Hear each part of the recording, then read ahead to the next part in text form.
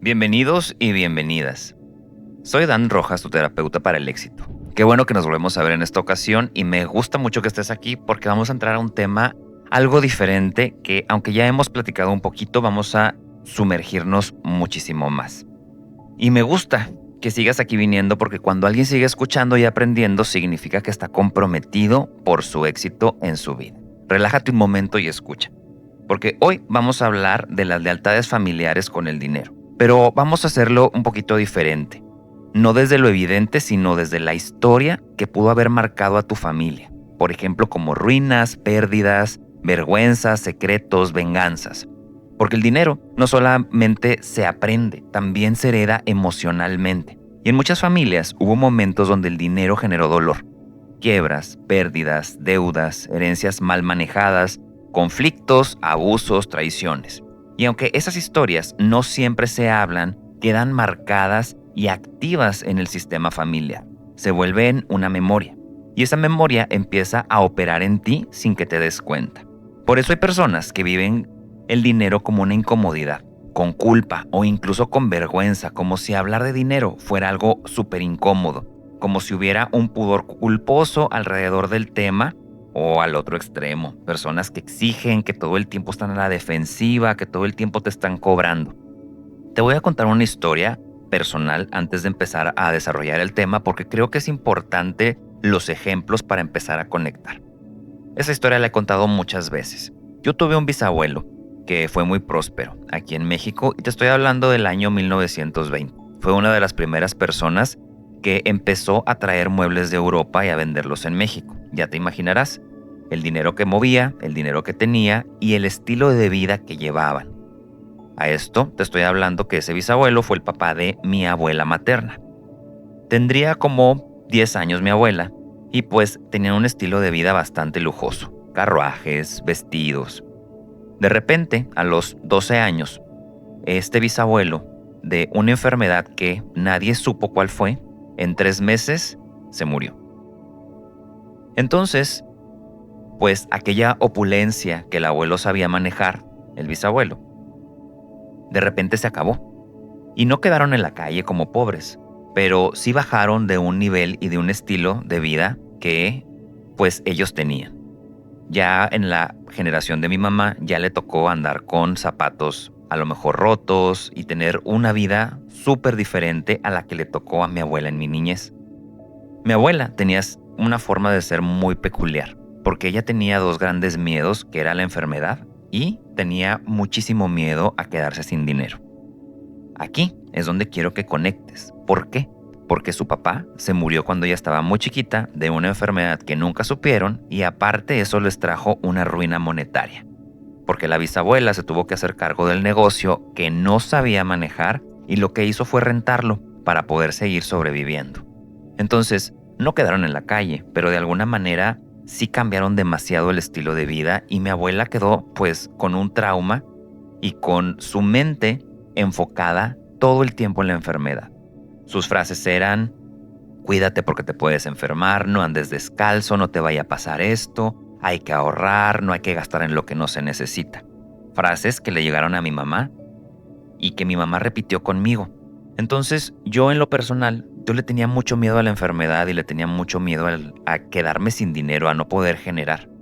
Y sinceramente yo crecí pues con todo en mi casa. Nunca nos faltó comida, tuvimos buenos estudios, teníamos vacaciones de vez en cuando, o sea, tuvimos una infancia normal donde no hubo carencia, pero las emociones en mi familia siempre eran lo contrario.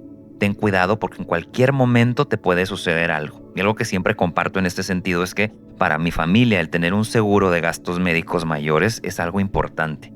E incluso lo dice mi mamá, porque una enfermedad te puede dejar en la calle. Claro, esa fue la historia familiar de mi abuela y de mi bisabuelo. Y de alguna manera, a través de las frases, de las conductas y de las emociones, todos seguíamos emocionalmente atorados ahí. Entonces quiero que reflexiones las historias que han vivido tus abuelos, tus bisabuelos y tus papás para que te des cuenta porque la mayoría de nosotros capaz que ni siquiera tuvimos que carecer, pero vivimos con un miedo que no conocemos. Por eso, hay personas que viven el dinero con demasiada incomodidad.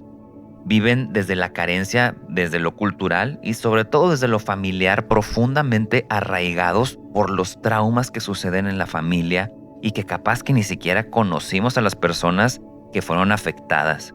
Ideas como que el dinero es malo, que ser pobre es más digno, que tener dinero te aleja de lo espiritual o que si te va bien algo malo va a pasar después, que solamente compres lo necesario, que no hay permiso para disfrutar, que tienes que ser precavido porque todos quieren abusar de ti. Entonces, aunque conscientemente quieras crecer, inconscientemente te frenas porque emocionalmente tus emociones van en otra dirección, porque hay una lealtad a estas historias que yo digo que prácticamente todos tenemos. También existen lealtades, por ejemplo, a la carencia. Personas que viven en la deuda constante, que sienten que el dinero no les alcanza y que siempre están limitadas o sobreviviendo porque no porque no generen, sino porque su sistema aprendió a vivir así. Inclusive conozco a gente que tiene dinero, pero que no está tranquilo o tranquila con tenerlo. Como dicen nuestras abuelas o nuestros papás, hay personas que viven con miedo constante a no tener, que se endeudan, que sienten que el dinero no les fluye, que no les alcanza y que siempre están en una sensación de limitación. Y eso muchas veces no es la realidad, es memoria heredada. Entonces imagínate, ser emprendedor con estas emociones familiares es algo bien difícil. ¿Por qué? Porque no tienes la seguridad de una empresa que te va a estar pagando cada que te promete en el pago. Entonces, estas lealtades se viven como un miedo al éxito, un miedo a disfrutar o el sentir que no mereces, como si no tuvieras derecho, como si no valieras o como si todo el tiempo pensaras que algo malo va a pasar, que te vas a quedar sin clientes, que el gobierno va a hacer algo por el estilo, que tu empresa va bla, bla, bla. O sea, somos profesionales en pensar escenarios catastróficos. Entonces, cuando aparece una buena oportunidad, un ingreso o un crecimiento, algo pasa que te saboteas, se pierde o se evita, o de alguna manera las tomas y tú las vuelves complicadas, porque el sistema interno no está preparado para vivir en tranquilidad con el trabajo ni con el dinero. Y eso también se conecta con algo súper fuerte que es el miedo a ver todas estas cosas. O sea, imagínate, hay otras personas que evaden tanto esto que no es que no lo sientan, pero que lo evaden y no checan las cuentas, que no quieren ver cuánto deben o que no ordenan sus finanzas o evitan cobrar. Y esto no es una desorganización, más bien es una fidelidad consciente. Son mecanismos donde las personas están conectadas pero tan fuertes al sistema familiar, a esas mismas creencias, que tienen una dificultad financiera constante. Porque en algún punto, verlo fue doloroso. Otro punto muy importante, por ejemplo, en las familias son los secretos. Secretos familiares ligados al dinero, por ejemplo, herencias injustas, fraudes, abusos, dinero mal habido, situaciones vergonzosas, inclusive el control monetario adentro de las relaciones de pareja. Y esos secretos nunca van a desaparecer, pesan y pueden obstaculizar el desarrollo de las siguientes generaciones, porque el sistema siempre va a buscar un equilibrio. Y ese equilibrio no te lo imagines como una compensación, más bien el sistema busca una seguridad. No quiero que me vuelva a pasar lo que le pasó al bisabuelo. No quiero que se vuelva a repetir aquel trauma, aquella tragedia. Entonces nos quedamos paralizados en el miedo. Y cuando perdemos, alguien no avanza, alguien no se sostiene. Y no es por una incapacidad. He visto a gente que de verdad le echa demasiadas ganas, se esfuerza, hace lo imposible por salir adelante, pero se sabotea por esa misma lealtad. Y también pasa algo súper interesante, que es la llamada neurosis de clase.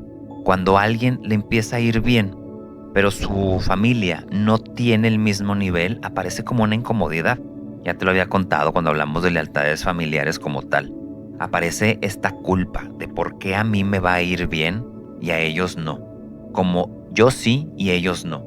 Y fíjense, esto lo veo muchísimo en mis clientes o en mis oyentes que emigraron de sus países y dejaron a toda su familia en su país y se fueron a vivir una mejor vida. No he conocido a una de estas personas que no sienta alguna culpa o que no esté mandando dinero o de alguna manera esté beneficiando a los suyos lejos para sentirse en paz con ellos mismos. Y no te digo que esté mal, te digo, como siempre, desde dónde lo haces. Porque inconscientemente te limitas o te saboteas para no salirte de ese mismo nivel. Porque pertenecer pesa muchísimo más que crecer. Y aquí es donde tienes que entender algo súper importante. Muchas de tus dificultades con el dinero no empezaron contigo. Son historias que vienes repitiendo y emociones que se quedaron atoradas en tu cuerpo. A lo mejor las vivió tu abuela, tu abuelo, tu papá, tu mamá y la viven varios de tu familia. Si no, ponte a observarlos. Y quiero que empecemos a reflexionar porque ya vamos a ir a otra etapa de este proceso que estamos haciendo. ¿Qué historias hubo en tu familia con el dinero? Hubo ruinas, pérdidas, vergüenzas, venganzas, conflictos. Alguien se murió porque no había para comer. Alguien se murió porque no había para pagar una cirugía o algún tratamiento médico. ¿Qué se decía sobre el dinero en tu casa? ¿Sientes culpa, miedo o incomodidad al tener? ¿O te cuesta sostener lo que generas? ¿O cuando tienes una buena oportunidad, complicas todo para que sientas que solamente doliéndote o súper esforzándote mereces tenerlo? Pero sobre todo, pregúntate si eso es tuyo o lo estás heredando. Y quédate con esto por favor para cerrar. Honrar a la familia no es repetir la historia, no es quedarte en la carencia, no es cargar con sus pérdidas, es tomar lo que hubo y hacerlo consciente. Porque cuando lo ves, puedes elegir diferente. Pero si no conoces tu historia, no te puedes conocer a ti. Muchas veces estas emociones, y como la historia que les conté, yo le tenía mucho miedo a la enfermedad, tanto que todo el tiempo estaba en vigilancia con mi cuerpo. Cuando entendí que había un trauma en mi familia sobre la enfermedad y sobre el dinero, me entendí tanto por qué reaccionaba interiormente a las cosas, que fue donde pude empezar a tener la elección de programarme o de practicar otro tipo de sensaciones. Y no es sencillo, pero es demasiado liberador conocer la historia. No hay manera de que te conozcas a ti mismo si no conoces tu historia familiar o no conoces a tus papás y sus historias. Entonces, simplemente por el día de hoy, reflexiónalo. Si este momento de reflexión resonó contigo, quiero invitarte a hacer algo demasiado sencillo antes de terminar el encuentro. Vamos a utilizar una frase simplemente para que quede bien firme esta información que te compartí. Mi historia familiar no me define. Repítela en voz alta y si la quieres escribir, también hazlo para que el inconsciente lo sienta. Si este contenido te gustó, también puedes encontrar más contenido como este, mis cursos, sesiones y mi podcast en todas mis redes sociales como Observador Sistémico o en mis personales como Dan Rojo Rojas. Si este contenido te dejó algo valioso el día de hoy, hay mucho más que puedes ver, que puedes compartir con alguien que sientas que le pueda aportar. Te lo agradecería mucho. Gracias por darte este espacio para escuchar y reflexionar. Acuérdate que lo más importante de la vida es aprovecharla y vivirla. No te embrolles, tómalo todo más relajado. Disfruta la vida mientras vamos construyendo la vida de tus sueños, porque ya sabes que la vida es un chiste y la terapia también. Nos vemos en el próximo encuentro. Hasta la próxima.